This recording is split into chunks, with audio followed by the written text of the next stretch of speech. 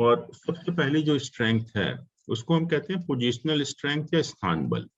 स्थान बल, स्थान बल का मतलब क्या हुआ कि उस प्लैनेट की पोजीशन जोडियक में क्या है, उस प्लैनेट की पोजीशन जोडियक में क्या है, किस राशि में है, उच्च का है, नीच का है, फ्रेंडली साइन में है, एनिमी साइन में है, अस्त तो नहीं है, या जो भी मतलब उसकी जो पोजीशन है जोडियक में, that is basically considered in this positional strength, या जिसको हम स्थान बल बोलते हैं। दूसरा होता है कि दिक् बल। दिक् का मतलब होता है डायरेक्शनल स्ट्रेंथ। उसकी डायरेक्शनल स्ट्रेंथ क्या है? हर प्लैनेट को एक पर्टिकुलर डायरेक्शन में कुछ स्ट्रेंथ मिलती है और एक पर्टिकुलर डायरेक्शन में बहुत वीक हो जाता है। तो डायरेक्शन के पॉइंट ऑफ व्यू से उसको क्या स्ट्रेंथ मिल रही है वो हम इसमें डायरेक्शनल स्ट्रेंथ या दिक् बल में कंसिडर करते हैं।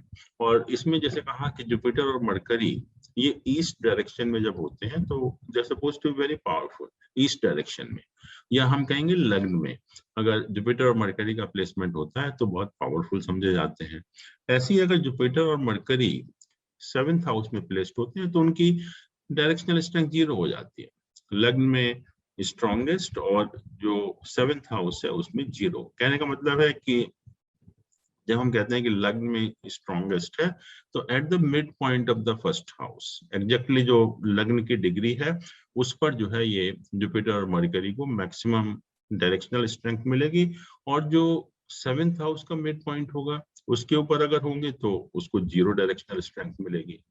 ऐसे ही जो सन और मार्स है, ये दो प्लैनेट है सन और मार्स, इनको हम साउथ डायरेक्शन में सबसे ज्यादा स्ट्रॉन्ग मानते हैं। साउथ डायरेक्शन मतलब 10th हाउस में जब ये 10वें भाव में प्लेस्ड होते हैं तो इनको सबसे ज्यादा डायरेक्शनल स्ट्रेंथ, अब कहते भी है ना हम लोग कि सन और मार्स बहुत पावरफुल होते हैं 10th हाउस में, वही रीजन है कि उनको डायरेक्शनल स्ट्रेंथ सबसे ज्यादा मिलती है। और हम कहें कि जो 10th हाउस का मिड पॉइंट होता है वहां पर ये मैक्सिमम स्ट्रेंथ मिलती है इसको, और जो mid point of 4th house है वहां पर इसकी स्ट्रेंथ 0 हो जाती है, या मतलब साउथ डायरेक्शन में, नॉर्थ डायरेक्शन में 0 हो जाएगी। इसी तरह से मून और वीनस, ये जो दो प्लैनेट हैं ये 4th हाउस में स्ट्रॉन्गेस्ट माने जाते हैं नॉर्थ डायरेक्शन में, और मतलब mid point of 4th house हम कहेंगे कि वो स्ट्रॉन्गेस्ट है, और mid point of 10th house जो है वो उनकी स्ट्रेंथ डायरेक्शनल स्ट्रेंथ 0 हो जाती है। ऐसे ही शनि है, शनि को हमने 7th हाउस में या वेस्ट डायरेक्शन में या mid point of 7th house में सबसे ज्यादा डायरेक्शनल स्ट्रेंथ देते हैं, और जो लग्न है या फर्स्ट हाउस का जो मिड पॉइंट है वहां पर शनि की डायरेक्शनल स्ट्रेंथ 0 हो जाती है। तो इस पॉइंट ऑफ व्यू से हम हर प्लैनेट की डायरेक्शनल स्ट्रेंथ यहाँ पर कंसिडर करेंगे। तीसरा होता है कि टेम्पोरल या काल बल। काल बल का मतलब ये होता है कि हम जो है बहुत जो डिफरेंट टाइम की फ्रीक्वेंसीज होती हैं उससे हम एग्जामिन करते हैं कि रात में हुआ, दिन में हुआ, किस साल में हुआ, किस मंथ में हुआ, किस दिन हुआ, किस होरा में हुआ, किस पक्ष में हुआ। तो ये जो डिफरेंट टाइम की से जो फर्क पड़ता है प्लैनेट की स्ट्रेंथ का वो हम इसमें एग्जामिन करेंगे काल बल में। और नॉर्मल कोर्स में हम जानते हैं कि ये जो 3 प्लैनेट हैं मून, मार्स और सैटर्न, ये नाइट में स्ट्रॉन्ग माने गए। इसलिए आप कहते भी हैं कि जैसे शनि वगैरह का जाप करते हैं तो शाम को करना चाहिए, क्योंकि वो रात में सबसे ज्यादा स्ट्रॉन्ग माने जाते हैं। और हम रात की बात करें तो मिडनाइट, मिडनाइट मतलब सनसेट से सनराइज के जो मिड पोर्शन है उसमें सबसे ज्यादा कालबल मिलता है, और मिड डे के टाइम जो उनकी कालबल 0 हो जाता है। ऐसे ही जो ये 3 प्लैनेट हैं सन, जुपिटर और वीनस, इनको दिन में बलि माना गया। इसका मतलब मिड डे पर इनकी पूरी स्ट्रेंथ होती है और मिडनाइट पर इनकी स्ट्रेंथ 0 हो जाती है। और जहां तक मरकरी का सवाल है, मरकरी की स्ट्रेंथ सेम रहती है भले वो दिन हो या रात हो, उसकी दिन रात से उसकी स्ट्रेंथ पर कोई फर्क नहीं पड़ता है। और फिर हम लोग यहाँ पर मोशनल या चेस्टाबल बोलते हैं। जैसा हम लोगों ने डिस्कस किया था कि जब भी कोई प्लैनेट रेट्रोग्रेड होता है, वक्री होता है, तो उसको एक एडिशनल स्ट्रेंथ मिलती है जिसको कि हम चेस्टाबल या मोशनल स्ट्रेंथ कहते हैं।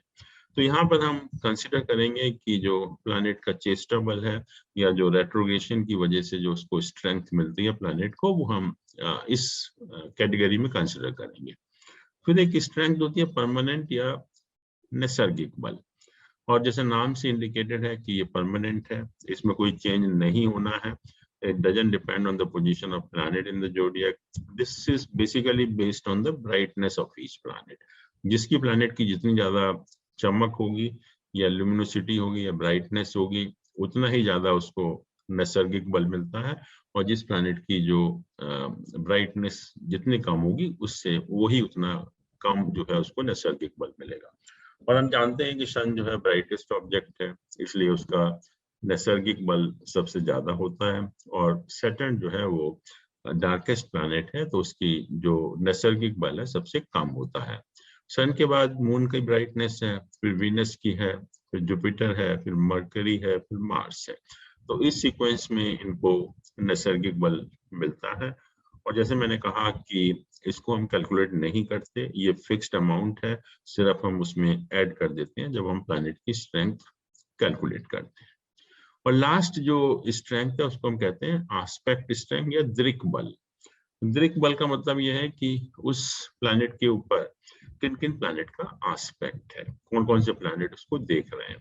और हम सभी जानते हैं कि अगर बेनिफिक या शुभ प्लैनेट का एस्पेक्ट होता है तो किसी भी प्लैनेट की स्ट्रेंथ बढ़ जाती है, और अगर मेलिफिक प्लैनेट का एस्पेक्ट होता है तो उसकी स्ट्रेंथ कम हो जाती है।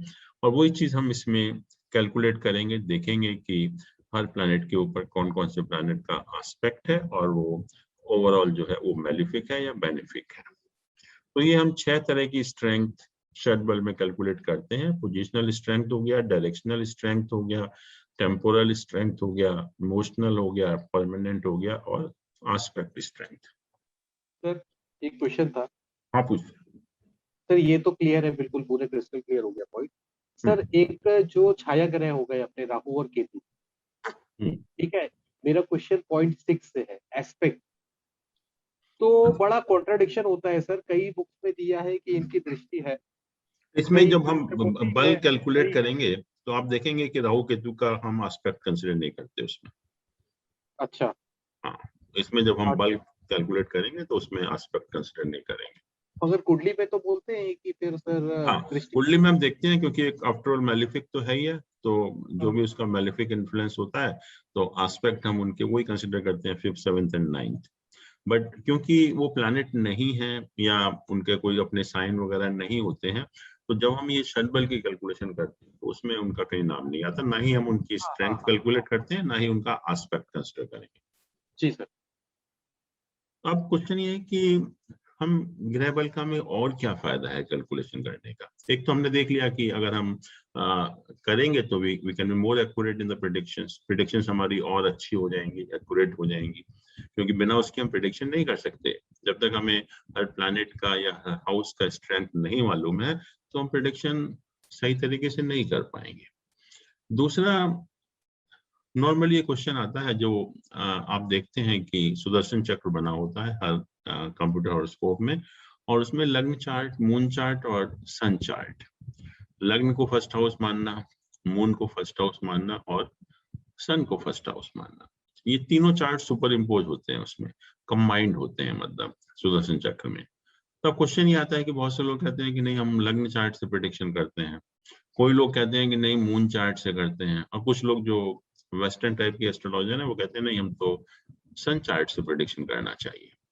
तो इसको भी अवॉइड करने के लिए या मालूम करने के लिए कि किससे हमारे प्रेडिक्शन सबसे ज्यादा एक्यूरेट होंगे, उसके बारे में कहा कि जब हम तीनों की स्ट्रेंथ निकाल लेते हैं, फर्स्ट हाउस की भी, मून की भी और सन की भी, तो उसमें देखिए कि सबसे ज्यादा पावरफुल कौन है। लग्न सबसे ज्यादा पावरफुल है या मून सबसे ज्यादा पावरफुल है या सन सबसे ज्यादा पावरफुल है। तो कहते हैं कि जो भी सबसे ज्यादा पावरफुल होगा वो ही प्रिवेल करेगा, वो ही चार्ट प्रिवेल करेगा, या उस चार्ट से अगर हम प्रिडिक्शन करेंगे तो वो ज्यादा हमारी एक्यूरेट होगी। और वैसे भी जब हम लोगों ने ट्रांजिट वगैरह पढ़ रहे थे तो हमने कहा था कि क्वेश्चन आया था कि हम लग्न से करें या मून से करें, तो उसमें भी यही प्रश्न आया था कि अगर मून बहुत पावरफुल होता है तो मून से करते हैं। अब आपको पता कैसे लगेगा कि लग्न पावरफुल है या मून पावरफुल है? तो वो जब तक हम ये दोनों की स्ट्रेंथ कैलकुलेट नहीं करेंगे, हाउस की स्ट्रेंथ कैलकुलेट नहीं करेंगे या प्लैनेट की स्ट्रेंथ कैलकुलेट नहीं करेंगे, तो हमें पता नहीं चलेगा एक्चुअली में। तो ये हेल्प करता है हमें कि इन तीनों में से स्ट्रॉन्गेस्ट कौन सा है, और हमें अगर उससे प्रिडिक्शन करेंगे, उसको अगर हम फर्स्ट हाउस मानकर प्रिडिक्शन करेंगे तो हमारे जो प्रिडिक्शन है वो ज्यादा एक्यूरेट होगी। तीसरा जो हम लोग बार बार बात कर रहे थे कि जब एक महादशा होती है, एक अंतरदशा होती है, तो हमें रिजल्ट किसके मिलते हैं, महादशा लॉर्ड के मिलते हैं या अंतरदशा लॉर्ड के मिलते हैं। और हमने कहा था कि इन दोनों में जो भी पावरफुल होता है, जो भी स्ट्रोंगर होता है, जो ज्यादा बली होता है, उसके रिजल्ट हमें मिलते हैं एट ए टाइम। तो पता कैसे लगेगा आपको कौन सा ज्यादा बली है? तो नेचुरली जब तक हम एग्जैक्टली हर प्लैनेट की स्ट्रेंथ कैलकुलेट नहीं करेंगे, तब तक हमें पता नहीं चलेगा कौन सा स्ट्रॉन्ग। हम नहीं बता पाएंगे कि हमें जो रिजल्ट मिलेंगे वो मेन प्लैनेट के मिलेंगे, सब प्लैनेट के मिलेंगे। तो उसमें भी ये काम आता है। तो तीन चीजें हो गई बेसिकली कि एक हमारी प्रिडिक्शन एक्यूरेट हो जाती है, दूसरा हम जो सुदर्शन चक्र में तीनों जो चार्ट बने होते हैं वो हम डिसाइड कर सकते हैं कि कौन सा चार्ट हमारे लिए प्रिडिक्शन करने के लिए बेटर है, और तीसरा जो हमारा महादशा और अंतरदशा के जो रिजल्ट्स के बारे में बात हुई थी कि महादशा लॉर्ड के रिजल्ट मिलेंगे या अंतरदशा लॉर्ड के, तो इसमें से जो भी हमारा स्ट्रॉन्गर होगा उस पर्टिकुलर हॉरोस्कोप में, उसके रिजल्ट आपको मिलेंगे। तो वो भी हम इस शेड्यूल से डिसाइड कर सकते हैं।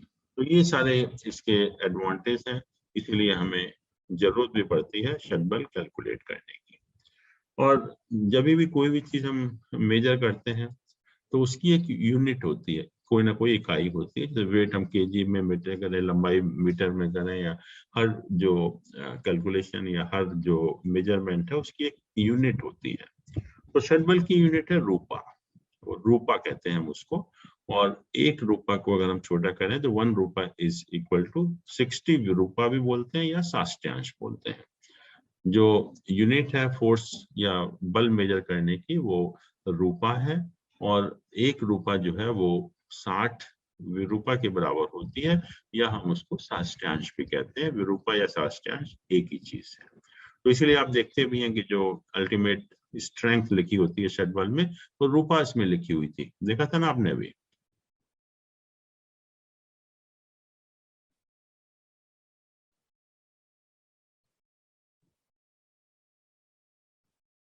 यहाँ पर आप देख रहे हैं कि ये जो टोटल स्ट्रेंथ निकाली शेड्यूल, ये साष्ट्यांश में आया, ये जो है ये साष्ट्यांश में आया। तो इसको हम 60 से डिवाइड कर देंगे तो ये जो स्ट्रेंथ है रूपा में आ गई। तो ये जो लिखा होता है दिस इज नथिंग बट, ये जो स्ट्रेंथ आती है, टोटल शेड्यूल आता है, ये साष्ट्यांश में आता है।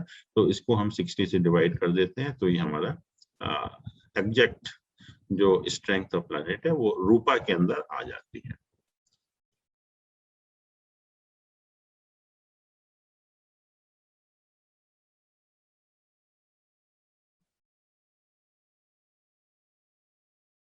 अब सबसे पहले हम स्थान बल या पोजिशनल स्ट्रेंथ कैलकुलेट करते हैं।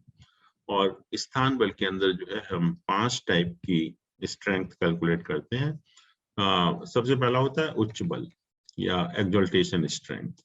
इसका मतलब कोई अगर प्लैनेट एक्सल्टेशन पॉइंट पर है तो उसको मैक्सिमम स्ट्रेंथ मिलेगी, और अगर डेबिलिटेशन पॉइंट पर है तो 0 स्ट्रेंथ मिलेगी।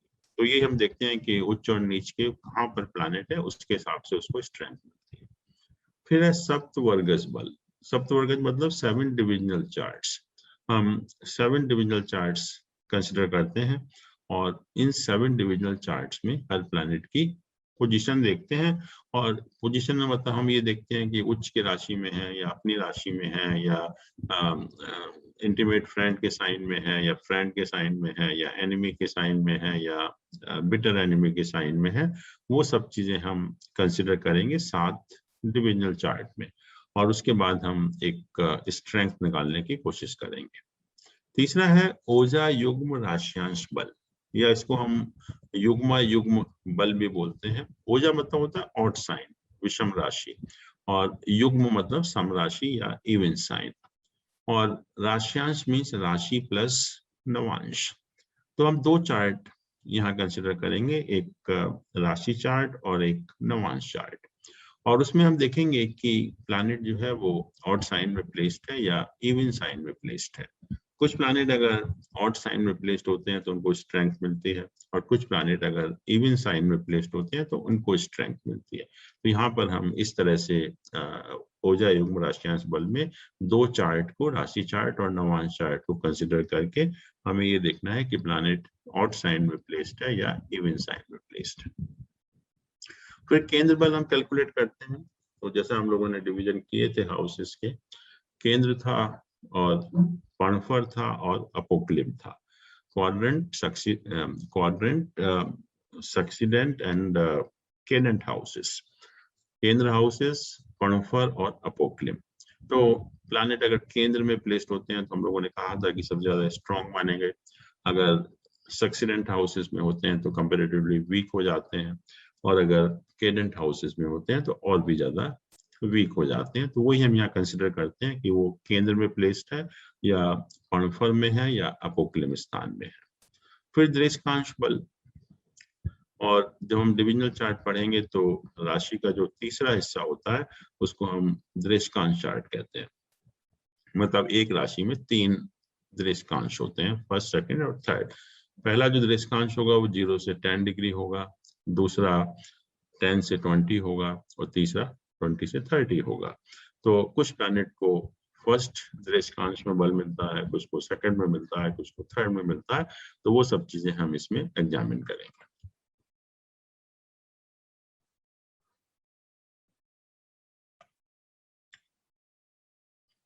अब एक्सॉल्टेशन स्ट्रेंथ में हमें हर प्लैनेट का एक्सॉल्टेशन पॉइंट और डेबिलिटेशन पॉइंट मालूम है। ये सब हम देख ही चुके हैं कि सन पहली राशि में 10 डिग्री पर उच्च का होता है और 7वीं राशि में 10 डिग्री पर नीच का होता है। मून जो है वो सेकंड राशि में 3 डिग्री पर उच्च का होता है और 8वीं राशि में 3 डिग्री पर नीच का होता है। तो ये डिग्री है हर प्लैनेट के एक्सॉल्टेशन और डेबिलिटेशन पॉइंट, ये हमें मालूम है। तो उच्च बल का जो कैलकुलेट करने का फॉर्मूला है वो सिर्फ हम जो प्लैनेट का लॉन्गिट्यूड होता है और उसका जो डेबिलिटेशन पॉइंट होता है, दोनों में डिफरेंस निकाल के उसको 3 से डिवाइड कर देते हैं।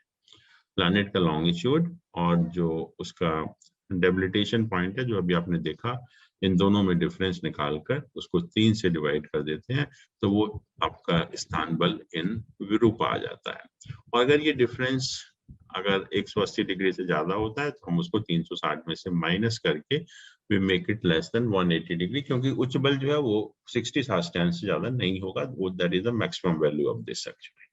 जैसे सन का यहाँ दिखाया है कि लॉन्गिट्यूड मान लीजिए ये है, उसका डेबिलिटेशन पॉइंट 190 डिग्री है, तो इसको डिफरेंस निकाल कर 3 से डिवाइड कर दिया, तो ये जो है सन का स्थान बल आ गया इतने विरूपा।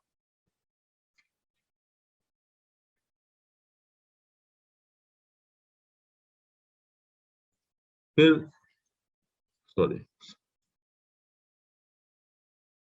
सप्तवर्गज बल, और मैंने कहा था कि हम 7 डिविजनल चार्ट्स में प्लैनेट की पोजीशन कंसिडर करते हैं 7 डिविजनल चार्ट्स में। और ये जो डिविजनल चार्ट्स के नाम है, पहला लग्न चार्ट है, राशि चार्ट है, D2 मतलब होरा चार्ट है, D3 मतलब दृश्यकांश चार्ट है, D7 मतलब सप्तांश चार्ट है, जो राशि के जितने हिस्से होते हैं वही, मतलब राशि का 7वां हिस्सा। D9 राशि का 9वां हिस्सा है, ये नवांश चार्ट है। D12 राशि का 12वां हिस्सा है, ये द्वादश चार्ट है। और D30 मतलब राशि का 30वां हिस्सा, ये त्रिशांश चार्ट है। तो ये हम लोग यहाँ पर 7 डिविजनल चार्ट्स कंसिडर कर रहे हैं, D1, D2, D3, D7, D9, D12 and D30। और पंचदा मैत्री चार्ट हम लोग देख ही चुके हैं, बनाना हमको आता ही है कि हम इसमें परमानेंट फ्रेंडशिप कंसिडर करते हैं और टेम्परेरी फ्रेंडशिप कंसिडर करते हैं। दोनों को कंबाइन करके जो 5 तरह की रिलेशनशिप आती है वो ये 5 है: अधिमित्र या intimate friend, friend, neutral, enemy and bitter enemy. तो हमें यही देखना है कि कौन सा प्लैनेट कहाँ पर प्लेस्ड है, कौन सा प्लैनेट इन 7 डिविजनल चार्ट्स में कहाँ पर प्लेस्ड है, किस राशि में प्लेस्ड है, और उस राशि के लॉर्ड का उससे क्या रिलेशन है, या मतलब टेनेंट एंड लॉर्ड का आपस में क्या रिलेशन है। तो कहते हैं कि अगर कोई प्लैनेट मूल त्रिकोण साइन में प्लेस्ड होता है, मूल त्रिकोण साइन में, और दिस मूल त्रिकोण sign is applicable only for D1 chart, बाकी हम डिविजनल चार्ट में मूल त्रिकोण साइन कंसिडर नहीं करेंगे, बट कोई भी प्लैनेट अगर D1 चार्ट में मूल त्रिकोण साइन में प्लेस्ड होता है तो उसको 45 साष्टांश का बल मिलता है। और अगर प्लैनेट अपनी राशि में हो, किसी भी डिविजनल चार्ट में हो सकता हो, तो उसको 30 साष्टांश का बल मिलता है। अगर वो इंटीमेट फ्रेंड के साइन में हो तो 22.5 साष्टांश का बल मिलता है। अगर फ्रेंडली साइन में है तो 15 साष्टांश का बल मिलता है। न्यूट्रल में है तो 7.5, एनिमी है तो 3.75 और बिटर एनिमी में है तो 1.875।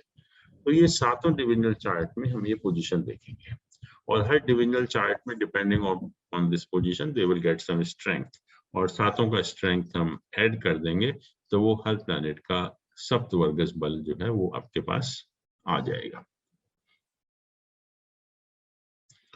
फिर मैंने कहा ओजा युग्म राशियांश बल, ऑड एंड इवन राशि एंड नवांश चार्ट।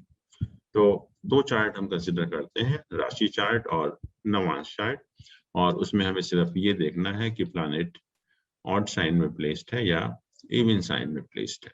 तो कुछ प्लैनेट को ऑड साइन में प्लेस होने में स्ट्रेंथ मिलती है, कुछ प्लैनेट को इवन साइन में प्लेसमेंट होने से स्ट्रेंथ मिलती है। तो जैसे ये मून और वीनस हैं, दोनों फीमेल प्लैनेट है, तो नेचुरली अगर ये इवन साइन में प्लेस्ड होते हैं तो इनको स्ट्रेंथ मिलती है, वो मिलती है 15 साष्टांश। तो हम दोनों में देखेंगे, D1 में भी देखेंगे, D9 में भी देखेंगे। मान लीजिए कि D1 में भी 15 साष्टांश है या और इवन साइन में प्लेस्ड है, और नवांश में भी इवन साइन में प्लेस्ड है, तो टोटल जो हो जाए युग्म राशियांश बल हो जाएगा 30 साष्टांश हो जाएगा। तो दोनों में देखकर दोनों को ऐड करना है। फिर कहा कि सन मतलब male planet plus neutral planets, sun Mars Jupiter male planet है और मरकरी और सैटर्न जो है वो न्यूट्रल प्लैनेट है। इन दोनों को जो है अगर ये ऑड साइन में प्लेस्ड होते हैं तो 15 साष्टांश का इनको स्ट्रेंथ मिलती है। तो हम दोनों में देख लेंगे, D1 चार्ट में भी और D9 चार्ट में भी, और दोनों में जितनी जितनी स्ट्रेंथ मिल रही है उसको हम जब ऐड कर देंगे तो हमें टोटल जो है उसका ओजा युग्म राशियांश बल मिल जाएगा। फिर है केंद्र बल। अगर प्लैनेट केंद्र हाउसेस में प्लेस्ड होते हैं, दैट इज 1, 4, 7, 10 हाउसेस, तो सबसे ज्यादा बली माने गए क्योंकि केंद्र हाउसेस हमारे सबसे स्ट्रांग होते हैं। तो प्लैनेट को जो स्ट्रेंथ मिलती है वो 60 साष्टांश है। और अगर प्लैनेट सक्सीडेंट या पर्फर हाउस में होते हैं, जो कि 2nd, 5th, 8th and 11th houses होते हैं, तो उसको 30 साष्टांश का बल मिलता है। और अगर प्लैनेट केडेंट या अपोक्लिम हाउस, जो कि 3, 6, 9, 12 हाउसेस हैं, उसमें प्लेस्ड होते हैं तो उसको 15 साष्टांश का बल मिलता है। तो हमें सिर्फ ये देखना है यहाँ पर कि प्लैनेट कौन से हाउस में प्लेस्ड है, और depending on the placement in a particular house उसको एक पर्टिकुलर केंद्र बल मिल जाएगा। फिर दृश्यकांश बल। मैंने कहा कि जब हम एक राशि को 3 पार्ट में डिवाइड करते हैं तो एक राशि में 3 दृश्यकांश होते हैं। पहला जो दृश्यकांश होता है वो 0 से 10 डिग्री, दूसरा दृश्यकांश 10 से 20 डिग्री, और तीसरा दृश्यकांश 20 से 30 डिग्री। तो कुछ प्लैनेट को फर्स्ट दृश्यकांश में प्लेस्ड होने से स्ट्रेंथ मिलती है, कुछ को सेकंड में प्लेस्ड होने से मिलती है, और कुछ को थर्ड में होने से स्ट्रेंथ मिलती है। तो कहते हैं कि जो मेल प्लैनेट हैं, सन, मार्स एंड जुपिटर, ये जो 3 प्लैनेट हैं, अगर ये फर्स्ट दृश्यकांश में प्लेस्ड होते हैं, फर्स्ट दृश्यकांश में प्लेस होने का मतलब यह है कि अगर उनकी डिग्री 0 से 10 डिग्री के बीच में है तो 15 साष्टांश का बल मिलता है उसको। और जो फीमेल प्लैनेट है, मून और वीनस, अगर वो थर्ड दृश्यकांश में प्लेस्ड होते हैं, यानी कि उनकी जो डिग्री है वो 20 और 30 के बीच में होती है, तो उसको 15 साष्टांश का बल मिलता है। और जो न्यूट्रल प्लैनेट है, मरकरी और सैटर्न, अगर वो सेकंड दृश्यकांश में प्लेस्ड होते हैं, मतलब उनकी डिग्री अगर 10 से 20 के बीच में होती है, तो 15 साष्टांश का उसको बल मिलता है। तो ये 6 तरह की स्ट्रेंथ हैं जो स्थान बल में या पोजिशनल स्ट्रेंथ में आती हैं, और इन 6 की 6 को जब हम ऐड कर देते हैं, उच्च बल है, सप्तवर्गज बल है, ओजा युग्म राशियांश बल है, केंद्र बल है और दृश्यकांश बल है, तो इस सबको ऐड करके हमें टोटल हर प्लैनेट की पोजिशनल स्ट्रेंथ पता लग जाती है।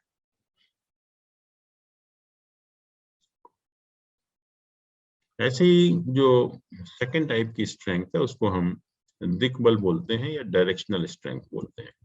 तो अभी हमने देखा कि मरकरी और जुपिटर फर्स्ट हाउस में या ईस्ट डायरेक्शन में सबसे स्ट्रांग माने गए और वेस्ट डायरेक्शन में उनकी स्ट्रेंथ 0 हो जाती है, 7th हाउस में 0 स्ट्रेंथ हो जाती है। Mars and Sun 10th house में स्ट्रॉन्गेस्ट माने गए और 4th हाउस में उनकी स्ट्रेंथ 0 हो जाती है। मून और वीनस 4th हाउस में स्ट्रॉन्गेस्ट माने गए और 10th हाउस में उसकी स्ट्रेंथ 0 हो जाती है। ऐसे ही शनि जो है वो 7th हाउस में स्ट्रॉन्गेस्ट माना गया और फर्स्ट हाउस में इसकी स्ट्रेंथ 0 हो जाती है। तो दिक्बल निकालना सिंपल है कि हम दिक्बल आर्क निकालते हैं। दिक्बल आर्क का मतलब होता है difference between the planet longitude and it's powerless point. Powerless point mercury के लिए क्या होगा? पावरलेस पॉइंट कौन सा पॉइंट होगा?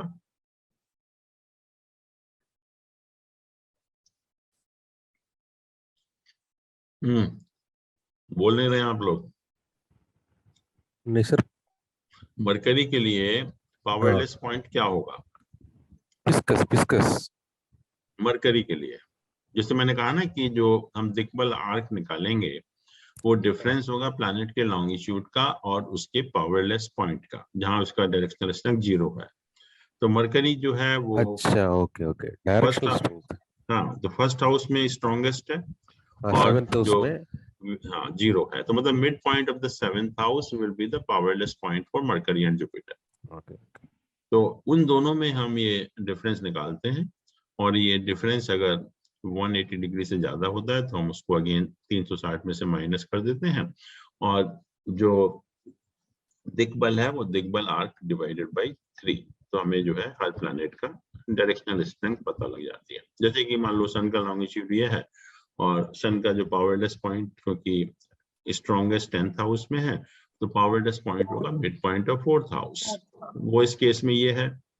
तो इन दोनों का डिफरेंस निकाला और इसको हमने 3 से डिवाइड कर दिया, तो ये हर प्लैनेट का हमें डायरेक्शनल स्ट्रेंथ पता लग गया।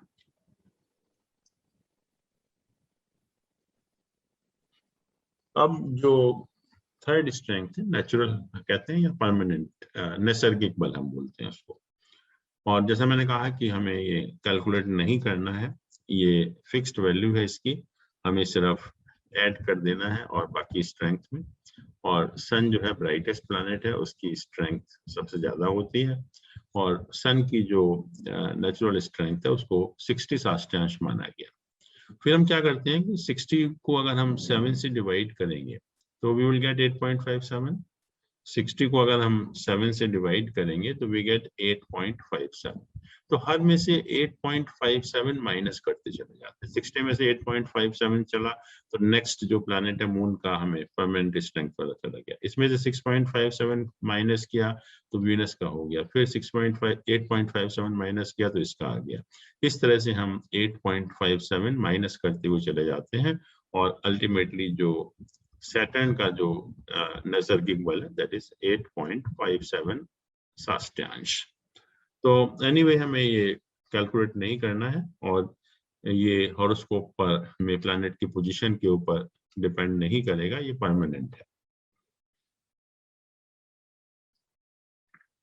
अब जो नेक्स्ट है जो इम्पोर्टेंट भी है कि काल और टेम्पोरल स्ट्रेंथ। तो जैसे मैंने कहा कि इसमें काल बल में हम जो समय की जो वेरियस फ्रीक्वेंसीज होती हैं उनको एग्जामिन करते हैं और हम देखते हैं कि जो समय की डिफरेंट फ्रीक्वेंसीज हैं उनका प्लैनेट की स्ट्रेंथ पर क्या इफेक्ट होता है। तो इसमें हम 9 तरह की स्ट्रेंथ कैलकुलेट करते हैं। पहला है नतोन्नत या दिवरात्रि बल। नतोन्नत या दिवरात्रि का मतलब हुआ है कि बर्थ दिन में हुआ है या रात में हुआ है और उसकी वजह से जो इसको स्ट्रेंथ मिलेगी प्लैनेट को उसको हम नतोन्नत या दिवरात्रि बल कहते हैं। नत माने रात और उन्नत माने दिन एक्चुअली। और अभी हमने देखा कि कुछ प्लैनेट दिन में बली है मिड डे पर और कुछ प्लैनेट मिडनाइट पर बली होते हैं और मरकरी एक ऐसा प्लैनेट है जिसकी स्ट्रेंथ हमेशा सेम रहती है। तो वो हम यहाँ कैलकुलेट करेंगे दिन और रात का जो है प्लैनेट की स्ट्रेंथ पर क्या इफेक्ट होता है। फिर पक्ष बल की कृष्ण पक्ष में बर्थ हुआ है या शुक्ल पक्ष में बर्थ हुआ है, कौन सी तिथि पर बर्थ हुआ है, उसका जो प्लैनेट की स्ट्रेंथ के ऊपर इफेक्ट पड़ेगा वो हम इसमें पक्ष बल में कैलकुलेट करेंगे। फिर त्रिभाग बल। त्रिभाग का मतलब यह है कि हम दिन को 3 पार्ट में डिवाइड कर देते हैं, ऐसे ही रात को 3 पार्ट में डिवाइड कर देते हैं और फिर हम देखते हैं कि दिन के किस पार्ट में या रात के किस पार्ट में बर्थ हुआ है, और depending on that some planet they will get the strength actually. फिर है अब्द और वर्षादीपा बल, मतलब लॉर्ड ऑफ द ईयर, कि किस वर्ष में किसी विक्रमी ईयर में बर्थ हुआ है और जब विक्रमी ईयर शुरू हुआ जिस दिन, उस दिन का लॉर्ड क्या था, तो वो basically Lord of the year हो जाता है और उस प्लैनेट को एक स्ट्रेंथ मिल जाती है। ऐसे ही मास बल है, किस महीने में बर्थ हुआ और उस महीने की शुरुआत किस दिन हुई, उस प्लैनेट को भी एक स्ट्रेंथ मिलेगी, उसको हम मास बल कहेंगे। वार बल, किस वीकडे लॉर्ड पर बर्थ हुआ तो उस प्लैनेट को भी स्ट्रेंथ मिलेगी। ऐसे ही होरा बल है कि किस होरा में बर्थ हुआ है, उस प्लैनेट को स्ट्रेंथ मिलती है। फिर अयन बल, अयन बल हम देखेंगे, डेक्लिनेशन बोलते हैं, that is the angular distance of the planet from the equator actually. तो वो कैसे कैलकुलेट करेंगे दैट वी विल सी। फिर होता है युद्ध बल, जब दो प्लैनेट्स के बीच में युद्ध होता है, वार होती है, तो उससे जो है प्लैनेट की स्ट्रेंथ पर क्या इफेक्ट होता है, that also we will consider here actually. Same degree पे आ गए तब होता है युद्ध। हाँ, अभी हम आते हैं उसके ऊपर। तो सबसे पहले नतोन्नत बल या दिवरात्रि बल। तो अभी हमने देखा था कि जो मून, मार्स और सैटर्न है, ये प्लैनेट मिडनाइट पर सबसे ज्यादा पावरफुल होते हैं और मिडनाइट पर इनकी स्ट्रेंथ 60 साष्टांश होती है और मिड डे पर इनकी जो स्ट्रेंथ है वो 0 हो जाती है, नतोन्नत बल 0 हो जाता है। ऐसे ही जो सन, जुपिटर और वीनस है, इसका जो नतोन्नत बल है या मिड डे में सबसे ज्यादा पावरफुल है और मिडनाइट पर इनकी स्ट्रेंथ 0 हो जाती है। बट मरकरी ऐसा है, उसकी स्ट्रेंथ पर कोई फर्क नहीं पड़ता, तो इसलिए हम उसको हमेशा 60 साष्टांश इसमें दिवरात्रि बल में उसकी स्ट्रेंथ को कंसिडर करते हैं। अब जो फॉर्मूला है कि एक सिंपलर मेथड है जिससे कि हम जो है ये दिवरात्रि बल ईच प्लैनेट का हम कंसिडर कर सकते हैं। तो जो दिन में प्लैनेट बली हैं, जो सन, जुपिटर और वीनस हैं, तो उसके लिए दिव बल निकालने के लिए जो फॉर्मूला है that is birth time in degrees divided by 3। हम बर्थ टाइम को डिग्री में कन्वर्ट करेंगे और उसको 3 से डिवाइड करेंगे। और जो ये 3 प्लैनेट जो रात में बली होते हैं, मून, मार्स और सैटर्न, उनका रात्रि बल निकालने के लिए 180 minus birth time in degree divided by 3 इस फॉर्मूले से निकालेंगे। और अगर बर्थ टाइम 180 डिग्री से ज्यादा होता है तो हम उसको 360 में से माइनस कर लेते हैं। और जैसा कहा कि मरकरी जो है उसका दिन और रात का कोई इफेक्ट नहीं होता है, तो मरकरी को हमेशा हम 60 साष्टांश का स्ट्रेंथ देते हैं। अब क्वेश्चन ये है कि हम बर्थ टाइम को डिग्री में कैसे कन्वर्ट करेंगे, बर्थ टाइम को डिग्री में कैसे कन्वर्ट करेंगे। जैसे मान लीजिए किसी का जो बर्थ टाइम है 1640 है IST, 1640 IST, तो सबसे पहले हम क्या करेंगे कि इसको बर्थ टाइम को लोकल मीन टाइम में कन्वर्ट करेंगे। मान लीजिए अगर दिल्ली में बर्थ हुआ, क्योंकि वो तो IST है, तो दिल्ली का टाइम हमें मालूम होना चाहिए। तो जैसा हम लोगों ने देखा भी था कि दिल्ली के लिए जो करेक्शन है IST को LMT कन्वर्ट करने के लिए 2108 है, 21 मिनट और 8 सेकेंड, उसको हम माइनस कर देते हैं लॉन्गिट्यूड के हिसाब से। तो ये जो टाइम ऑफ बर्थ है या लोकल मीन टाइम दिल्ली का है वो 161852 आ गया। अब हमने जो फॉर्मूला देखा था टाइम का, उसमें हमने देखा था कि अर्थ जो है 360 डिग्री 24 आवर्स में रोटेट होती है, 360 डिग्री 24 आवर्स में। तो 1 आवर में कितना रोटेट होगी, 1 घंटे में कितना रोटेट होगी, 360 डिग्री रोटेट होती है 24 आवर्स में, तो 15 डिग्रीज होता है इन 1 आवर 15 डिग्री। और हम कहेंगे कि 1 डिग्री रोटेट करने के लिए it takes 4 minutes, 1 degree rotate करने के लिए इट टेक्स 4 मिनट्स। तो based on this we try to convert this time into degrees. तो यहाँ पर 16 आवर्स है, 16 आवर्स है, तो 16 आवर्स में कितना रोटेट हुई? 16 इंटू 15 240 डिग्री, और ये जो 18 डिग्री 52 मिनट्स है, इसको हमने मिनट्स बना लिए 18.8 मिनट्स, 18.8 मिनट्स। तो 1 मिनट में 4 डिग्री मूव करती है, 1 मिनट में, सॉरी हाँ, 1 डिग्री मूव करने के लिए 4 मिनट का समय लगता है, 1 डिग्री मूव करने के लिए 4 मिनट का। तो इतने मिनट में कितने डिग्री मूव करेगी? Divided by 4। तो ये दोनों को हमने ऐड किया तो ये जो बर्थ टाइम है डिग्री में आ गया 244.7 डिग्री, 244.7 डिग्री। फॉर्मूला वही है कि 360 डिग्री 24 आवर्स में रोटेट करती है, तो 1 घंटे में 15 डिग्री या 1 डिग्री मूव करने में उसको 4 मिनट का समय लगता है। अब हमने देखा कि ये जो आया birth time in degree, this is more than 180 degree. तो हमने क्या किया, इसको 360 में से माइनस कर दिया, तो birth time in degree 360 minus this, वो इतना आ गया। और सिंपल फॉर्मूला था दिव्वल का, ये जो प्लैनेट जो दिन में स्ट्रांग होते हैं उनको हम जो birth time in degree divided by 3, तो ये इतने साष्टांश आ गया। और रात्रि में जो बल होते हैं प्लैनेट, उनको 180 minus birth time in degree divided by 3, तो वो इतनी स्ट्रेंथ आ गई इसकी जो है। और मरकरी को हम जो है हमेशा 60 साष्टांश की ही स्ट्रेंथ देते हैं। तो इस तरह से बर्थ टाइम इन डिग्री निकालकर हम जो नतोन्नत बल कैलकुलेट करते हैं। अब पक्ष बल की पक्ष का जो है प्लैनेट की स्ट्रेंथ पर क्या फर्क पड़ता है। और जैसा हम जानते हैं कि पहला पक्ष कृष्ण पक्ष होता है और दूसरा पक्ष जो है वो शुक्ल पक्ष होता है। और मेलेफिक प्लैनेट जितने भी हैं, जो नेचुरल मेलेफिक की हम बात कर रहे हैं, वो कृष्ण पक्ष में पावरफुल होते हैं, और जो बेनिफिक प्लैनेट हैं, शुभ ग्रह हैं, वो शुक्ल पक्ष में पावरफुल होते हैं। इस प्रिंसिपल से हम जाएंगे कि नेचुरल मेलेफिक प्लैनेट कृष्ण पक्ष में पावरफुल होते हैं और बेनिफिक प्लैनेट शुक्ल पक्ष में पावरफुल होते हैं। तो जैसे हम तिथि निकालने के लिए हमने क्या करते थे कि मून के लॉन्गिट्यूड में से सन के लॉन्गिट्यूड को माइनस करते थे। मून के लॉन्गिट्यूड में से सन के लॉन्गिट्यूड को माइनस करके उसको हम 12 से डिवाइड कर देते थे, तो तिथि आ जाती थी। तो वही चीज हम यहाँ कर रहे हैं कि मून के लॉन्गिट्यूड में से सन के लॉन्गिट्यूड को माइनस करना है। और हमेशा हम मून के लॉन्गिट्यूड में से ही माइनस करेंगे सन के लॉन्गिट्यूड को। अगर मून के लॉन्गिट्यूड की वैल्यू कम है as compare to sun's longitude, तब हम मून के लॉन्गिट्यूड में 360 डिग्री ऐड करके जब माइनस करते हैं।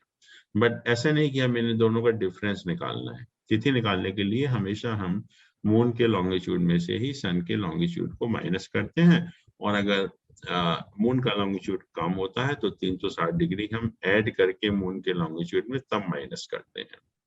और इसका जो फॉर्मूला है कि अगर ये डिफरेंस मून का लॉन्गिट्यूड माइनस सन का लॉन्गिट्यूड अगर 180 डिग्री से कम होता है, इसका मतलब है कि बर्थ आपका शुक्ल पक्ष में हुआ है। और अगर ये जो डिफरेंस है मून का लॉन्गिट्यूड माइनस सन का लॉन्गिट्यूड, अगर ये 180 डिग्री से ज्यादा होता है, तो इसका मतलब बर्थ आपका कृष्ण पक्ष में हुआ है। तो ये हमें पता लग जाता है कि बर्थ शुक्ल पक्ष में है या कृष्ण पक्ष में है, मून और सन के लॉन्गिट्यूड में से को डिफरेंस करके। और इसमें अगर हम 12 से डिवाइड कर देंगे तो तिथि भी पता लग जाएगी हमें कि तिथि कितनी है। तो पक्ष बल की जो हम कैलकुलेशन करते हैं, सबसे पहले हम मून के लॉन्गिट्यूड में से सन के लॉन्गिट्यूड को माइनस करते हैं। मून के लॉन्गिट्यूड में से सन के लॉन्गिट्यूड को माइनस करते हैं, और अगर 180 डिग्री से अगर ज्यादा फिगर आती है तो हम 360 में से उसको माइनस कर देते हैं, और उसको अगर हम 3 से डिवाइड कर दें तो वी गेट पक्ष बल ऑफ ऑल बेनिफिक प्लैनेट, और 60 माइनस पक्ष बल of benefic will give the पक्ष बल ऑफ मेलेफिक प्लैनेट। और इसमें जो मून का पक्ष बल आता है इस मेथड से, इस सिस्टम में जो पक्ष बल की बात जब हो रही है तो मून के पक्ष बल को हम डबल करते हैं, और वो जो पक्ष बल होता है वो मून का पक्ष बल होता है। जैसे यहाँ पर आप देख रहे हैं कि मून का लॉन्गिट्यूड ये दिया हुआ है, सन का लॉन्गिट्यूड ये दिया हुआ है। अब यहाँ मून का लॉन्गिट्यूड कम है, सन का लॉन्गिट्यूड ज्यादा है, तो हम 360 मून के लॉन्गिट्यूड में ऐड करके फिर माइनस करते हैं, तो ये 197.16 आया। तो पहली चीज तो है कि बर्थ आपका कृष्ण पक्ष में हुआ है, और अगर ये 180 डिग्री से ज्यादा होता है तो हम 360 में से माइनस कर देते हैं इसको, इतना आ गया। और पक्ष बल of benefic planet is divided by 3 and पक्ष बल of malefic is 60 minus this one, actually this one. और पक्ष बल ऑफ मरकरी हमेशा 60 साष्टांश रहेगा, और जो मून का पक्ष बल यहाँ पर 54.2 आया उसको हम डबल कर देते हैं, तो वो मून का जो पक्ष बल है वो षटबल में काउंट होगा।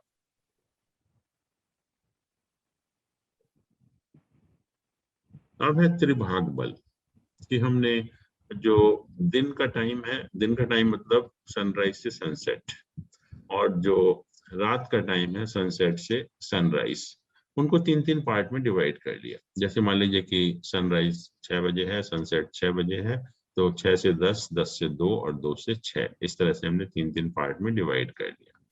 और हम ये देखते हैं कि बर्थ जो है वो किस दिन या रात के पार्ट में होता है। तो कहते हैं कि अगर birth first part of the day होता है, मान लो इस केस में 6 से 10 के बीच में, तो मरकरी को 60 साष्टांश की स्ट्रेंथ मिल जाती है मरकरी को। और अगर birth second 1/3 part of the day है, मतलब 10 से 2 बजे के बीच में, तो सन को 60 साष्टांश की स्ट्रेंथ मिल जाती है। और अगर birth last 1/3 part of day है, मतलब 2 से 6 बजे के बीच में, तो शनि को 60 साष्टांश की स्ट्रेंथ मिलती है। ऐसे ही अगर नाइट में फर्स्ट 1/3 पार्ट ऑफ नाइट है, तो मून को 60 साष्टांश की स्ट्रेंथ मिलेगी। सेकंड 1/3 पार्ट ऑफ नाइट है तो वीनस को 60 साष्टांश की स्ट्रेंथ मिलेगी। और अगर थर्ड 1/3 पार्ट ऑफ नाइट है तो मार्स को 60 साष्टांश की स्ट्रेंथ मिलती है। तो इस तरह से डिपेंडिंग ऑन कि दिन और रात के किस पार्ट में बर्थ हुआ है, एक प्लैनेट को स्ट्रेंथ मिलती है। और इसमें जुपिटर को हमेशा 60 साष्टांश और स्ट्रेंथ मिलती है। तो इस तरह से हम देखते हैं कि जो त्रिभाग बल है बेसिकली 2 प्लैनेट को मिलता है। जुपिटर को तो परमानेंट मिलेगा ही मिलेगा, और जुपिटर के अलावा इनमें से एक प्लैनेट को और मिलेगा कि दिन और रात के किस भाग में बर्थ हुआ है। अब है अब्द बल और वर्षाधिपा बल, मतलब लॉर्ड ऑफ द ईयर, किस विक्रमी ईयर में बर्थ हुआ, और उसका जो फर्स्ट डे था ईयर का कौन सा दिन था, and Lord of that day. वो जैसे मान लीजिए कि साल की शुरुआत मंडे को हुई, तो मून को जो है वो 50 साष्टांश की स्ट्रेंथ मिलेगी, उसको हम कहेंगे वर्षाधिपा बल। ऐसे ही मास बल, किस महीने में बर्थ हुआ, उस महीने की शुरुआत किस दिन हुई, तो उस दिन के लॉर्ड को जो स्ट्रेंथ मिलती है वो 30 साष्टांश होती है, और उसको हम मास बल कहते हैं। ऐसे ही किस वीकडे लॉर्ड में बर्थ हुआ है, किस वीकडे में बर्थ हुआ है, मान लीजिए ट्यूसडे को हुआ है, तो मार्स उसका लॉर्ड है, तो मार्स को जो है वो 45 साष्टांश की स्ट्रेंथ मिलेगी, उसको हम वार बल कहेंगे। होरा बल, किस होरा में बर्थ हुआ है, होरा आप जानते हैं कि सनराइज के टाइम जो होरा होता है, जो उस दिन का वीक डे लॉर्ड होता है उसका होता है, और उसके बाद पीछे से थर्ड आप काउंट करते चले जाइए तो होरा का सीक्वेंस आ जाता है। तो जिस टाइम भी बर्थ हुआ है उस टाइम कौन सा होरा ऑपरेट हो रहा था, तो उस प्लैनेट को 60 साष्टांश की स्ट्रेंथ मिल जाती है।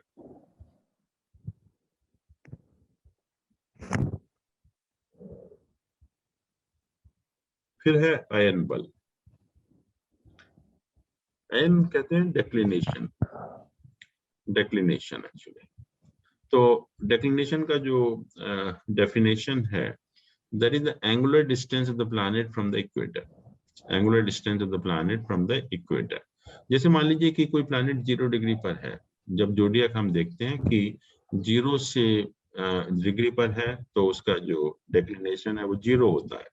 फिर हम 90 डिग्री तक जाते हैं एक्लिप्टिक के, तो उस टाइम जो एंगल है वो 23 डिग्री 27 मिनट हो जाता है। फिर हम 90 से 180 वापस आते हैं, तो 23, 27 से फिर 180 डिग्री पर 0 हो जाता है। और फिर जब हम 180 से 270 की तरफ जाते हैं तो फिर बढ़ना शुरू होता है और 0 से 23 डिग्री 27 मिनट हो जाता है। और 270 से जब हम 360 पर या 0 डिग्री पर आते हैं तो फिर 0 हो जाता है। तो ये जो 0 से 180 डिग्री का मोमेंट है, 0 से 180 डिग्री का मोमेंट, इसको हम नॉर्थ मूवमेंट कहते हैं या पॉजिटिव मूवमेंट कहते हैं या पॉजिटिव डेक्लिनेशन कहते हैं। और 180 से 360 डिग्री का जो एंगल होता है, डेक्लिनेशन होता है, उसको हम साउथ या नेगेटिव डेक्लिनेशन बोलते हैं। तो 0 डिग्री पर या 180 डिग्री पर जो डेक्लिनेशन होता है 0 डिग्री होता है, और 90 पर और 270 डिग्री पर ये 23 डिग्री 27 मिनट होता है। और आयन बल का जो फॉर्मूला है कैलकुलेट करने का, 23 degree 27 minute plus minus declination, that is multiplied by 1.2793। और इसमें मून और सैटर्न का हम जब साउथ डेक्लिनेशन होता है या सन, मार्स, जुपिटर का और वीनस का नॉर्थ डेक्लिनेशन होता है तो पॉजिटिव साइन यूज करते हैं, अदरवाइज नेगेटिव साइन यूज करते हैं। और मरकरी का भी जब हम एन बल कैलकुलेट करते हैं तो हम नेगेटिव साइन यूज करते हैं। और इस मेथड से जो भी सन का एन बल आता है, जैसे हमने मून के उसमें हमने मून के जो पक्ष बल आया था उसको डबल कर दिया था, ऐसे ही यहाँ पर जो सन का एन बल आता है उसको हम डबल कर देते हैं। तो उसमें जो आप बुक पढ़ेंगे तो बुक में ऑलरेडी फॉर्मूले हैं कि हम डेक्लिनेशन कैसे कैलकुलेट करते हैं, कि जब जो प्लैनेट का डिग्री कितनी होती है तो उसके बेसिस पर डेक्लिनेशन कैसे कैलकुलेट करते हैं। तो वो फॉर्मूला है या जो टेबल है, उस टेबल की मदद से हम डेक्लिनेशन कैलकुलेट कर लेते हैं किसी भी प्लैनेट का, डिपेंडिंग ऑन द डिग्री। तो ये बेसिकली आयन बल हो गया। और लास्ट में जो है जो टेम्पोरल स्ट्रेंथ है उसको हम कहते हैं युद्ध बल। और पहली चीज तो है कि सन और मून कभी प्लैनेटरी वॉर में एंटर नहीं करते। सन और मून, उनको हम छोड़ दीजिए। सन मून के अलावा जब भी दो प्लैनेट के बीच का डिस्टेंस 1 डिग्री से कम होता है, 1 डिग्री तक होता है या हम कहें, तब हम कहते हैं कि दोनों प्लैनेट के बीच में वार हो रही है, युद्ध हो रहा है, दोनों प्लैनेट के बीच में युद्ध हो रहा है। तो पहली चीज कि सन और मून प्लैनेटरी वॉर में एंटर नहीं करते हैं। सन मून के अलावा जो भी कोई भी अगर दो प्लैनेट हैं उनके बीच का डिस्टेंस विद इन 1 डिग्री है, then we say that the planets are at war. अब जब युद्ध होगा तो एक जीतेगा एक हारेगा, एक जीतेगा एक हारेगा। तो कहते हैं कि जो प्लैनेट जिसका भी लॉन्गिट्यूड कम होता है या डिग्री कम होती है वो प्लैनेट विनर होता है इसमें, और जो प्लैनेट का लॉन्गिट्यूड ज्यादा होता है वो लूजर होता है। तो एक विनर हुआ जिसकी डिग्री कम हुई, और लूजर हुआ जिसकी डिग्री ज्यादा हुई। तो जो लूजर है उसकी स्ट्रेंथ कम हो जाएगी और जो विनर है उसकी स्ट्रेंथ बढ़ जाएगी। तो वही हम यहाँ करते हैं कि कितनी बढ़ेगी वो हमें देखना है और कितनी कम होगी। तो जब भी दो प्लैनेट अगर वार पर हैं तो उन दोनों प्लैनेट का जो हमने स्थान बल कैलकुलेट किया, दिक् बल कैलकुलेट किया, और या जो काल बल कैलकुलेट किया अप टू होरा बल 3 बल हैं, एक स्थान बल है, एक दिक् बल है, और जो हमने काल बल कैलकुलेट किया वो अप टू होरा बल है। वो दोनों का ऐड कर देते हैं तो हमें ये पता लग जाएगा कि जो प्लैनेट अगर वार पर है, मान लो एक प्लैनेट P1 है एक P2 है, तो उनका स्थान बल, दिक् बल और काल बल अप टू होरा बल कितना कितना है।